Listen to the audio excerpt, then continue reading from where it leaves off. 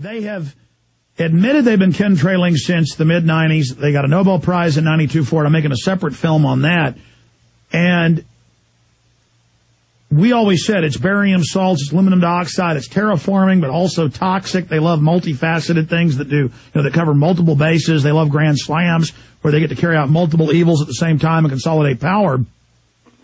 And now they've just come out in USA Today and Associated Press and Reuters. Here it is, Wall Street Journal 2 weeks ago. It's time to cool the planet with chemtrailing, terraforming, and the ingredients they list is exactly what private scientists studied it and said it was.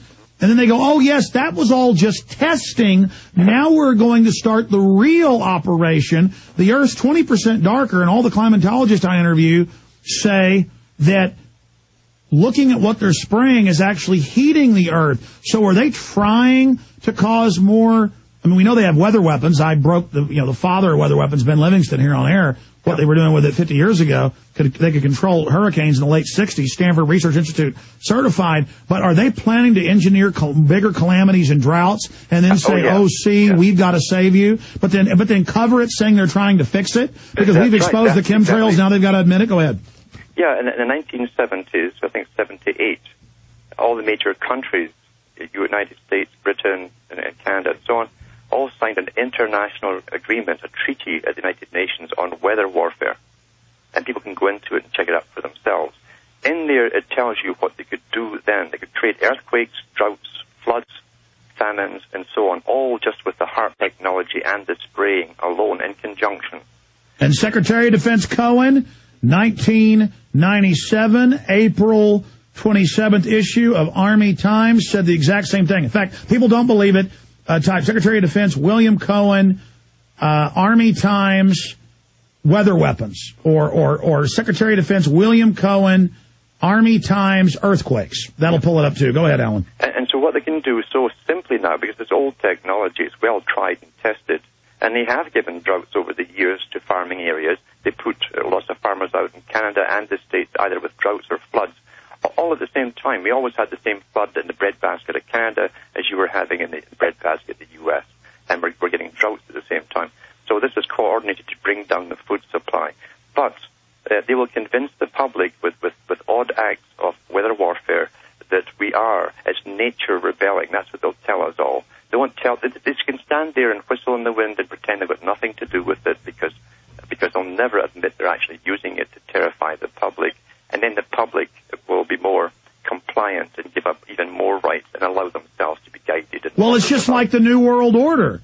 All these decades, we had their documents, their statements, their videos, their books. We look, they're saying it. And the public would say, that's fake video of David Rockefeller. The Rothschild family doesn't exist. I remember hearing that 15 years ago, that they didn't exist, that the CFR didn't exist. Now they say, oh, it exists.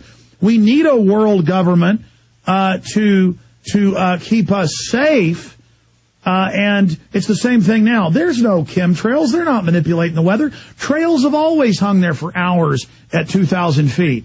No, and then now they go, oh, we're spraying you. Yeah, it's good. Mm-hmm.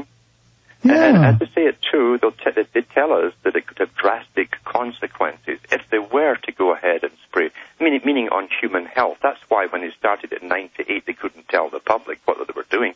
They already know the catastrophic effects it's had on people's health with asthma. People at 40, 50 get diagnosed with asthma. People dying of bronchial diseases. They just can't get rid of the cough.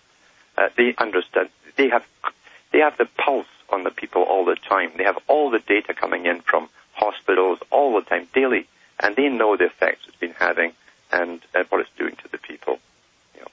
Yeah, here is FAS.org, news.usa. You can also go to the Army website, and here he is. You guys just had it on screen with a Control F. You can read it right there where he talks about, he says, he quotes Alvin and Heidi Toffler has written about this in terms of some scientists in their laboratories trying to devise certain types of pathogens that would be ethnic specific, so they would just eliminate certain ethnic groups and races, and others are designing some sort of engineering, some sort of insects that can destroy specific crops. Others are engaging even in eco type of terrorism whereby they can alter the climate, shut off earthquakes, volcanoes remotely, the use of electromagnetic waves. That's the Army Times in April. of 1997. You can go to the top and show folks. But the issue here is that they now in September 20th, 2000, Rebuilding America's Defenses, written by Dick Cheney, he says we need to prepare the public with the media to accept race-specific bioweapons, and that it's good. And even the Austin American-Statesman wrote an article saying, you know, is Dick Cheney right? Should we kill certain races? So if you call somebody a racial term, the media cries, you get arrested. Oh, we love you so much, black people. But then it's like, should we kill all the blacks? You know, it's loving. Oprah's at the meeting. I mean, see, so it's like, oh, I'm a liberal. I'm Margaret Sanger. You're subhuman. I only want to kill you for the earth. You know I love you. I'm sorry we have to kill you. Don't be racist. Again, if you're against the world order, you're racist. If you're against killing everyone, you're racist.